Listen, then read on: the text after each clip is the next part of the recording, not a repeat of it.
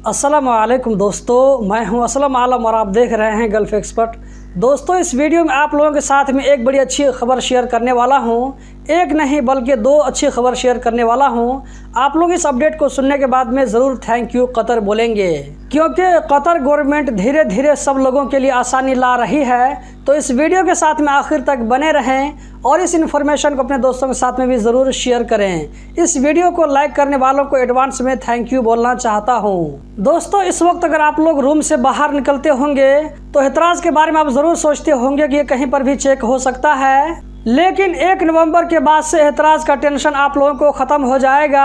आप लोग सिर्फ हेल्थ सेंटर या हॉस्पिटल जाएंगे तो वहीं पर सिर्फ एतराज़ की ज़रूरत पड़ेगी, बाकी उसके अलावा किसी भी जगह आपको एतराज़ की ज़रूरत नहीं पड़ेगी। चाहे वो बंद जगह हो या खुली जगह हो, 1 नवंबर के बाद से आपको एतराज़ एक्टिव रखना ज़रूरी नहीं होगा। दोस्तों, इस वीडियो के साथ में कंटिन्यू बने रहें, क्योंकि मैं आगे आप लोगों को बताने वाला हूं कि कतर में वैक्सीन का रूल भी ख़त्म हुआ है या नहीं हुआ है, या इसके बारे में क्या अपडेट है। तो इस वीडियो को लास्ट तक ज़रूर देखें। तो ये बात हो गई एतराज़ के बारे में। अब हम देख लेते हैं कि कतर में PCR या रैपिड टेस्ट का क्या रूल है। 1 नवंबर से पहले जो लोग भी कतर जाएंगे, चाहे वो कतरी हो या ये कि इकामा होल्डर हो, तो ऐसे लोगों को कतर पहुंचने के बाद 24 घंटा के अंदर में PCR या रैपिड एंटीजन टेस्ट करवाना पड़ता है। लेकिन 1 नवंबर के बाद ये रूल ख़त्म हो जाएगा। उसके बाद कतरियों और कतर के इकामा होल्डर को कतर पहुंचने के बाद में PCR या रैपिड एंटीजन टेस्ट की ज़रूरत नहीं पड़ेगी। इसी तरह वो लोग जो कि कतर वीज़ा लेकर के जाते हैं, तो ऐसे लोगों को 1 नवंबर से पहले तक कतर का ट्रैवल करने से पहले रैपिड टेस्ट या ये कि PCR टेस्ट का सर्टिफिकेट अपने साथ में लेकर के जाना होता है। लेकिन 1 नवंबर के बाद में PCR टेस्ट या रैपिड एंटीजन टेस्ट का रूल ख़त्म हो जाएगा।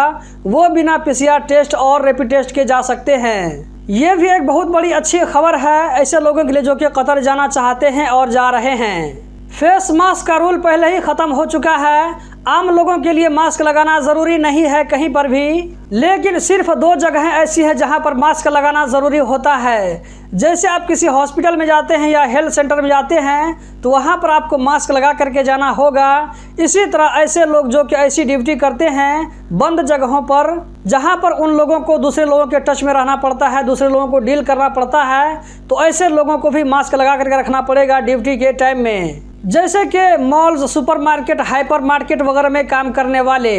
क्वारंटीन, PCR और एतराज़ के बारे में इतनी सारी पाबंदियों के ख़त्म होने के बाद यहाँ पर सवाल पैदा होता है कि क्या कतर में कोविड-19 के खिलाफ वैक्सीन लेने के लिए जो सजेशन दिया जाता था मिनिस्ट्री ऑफ पब्लिक हेल्थ की जानिब से, तो क्या ये सजेशन भी ख़त्म हो गया है? तो इसका जवाब है कि नहीं। कोरोना से बचाव के लिए जो भी उपाय हो सकता है, चाहे वो वैक्सीन लगवाना हो या ये कि हाथ को बार बार धोते रहना हो, जो भी उपाय हो सकता है मिनिस्ट्री ऑफ पब्लिक हेल्थ की जानिब से अभी भी उसको फॉलो करने के लिए कहा जा रहा है। दोस्तों, उम्मीद करता हूं कि आप लोगों को ये इन्फॉर्मेशन ज़रूर पसंद आई होगी।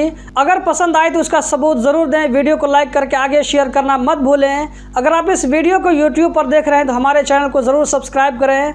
अगर इस वीडियो को Facebook पेज पर देख रहे हैं तो पेज को लाइक और फॉलो करें। इस वीडियो को देखने का बहुत बहुत शुक्रिया।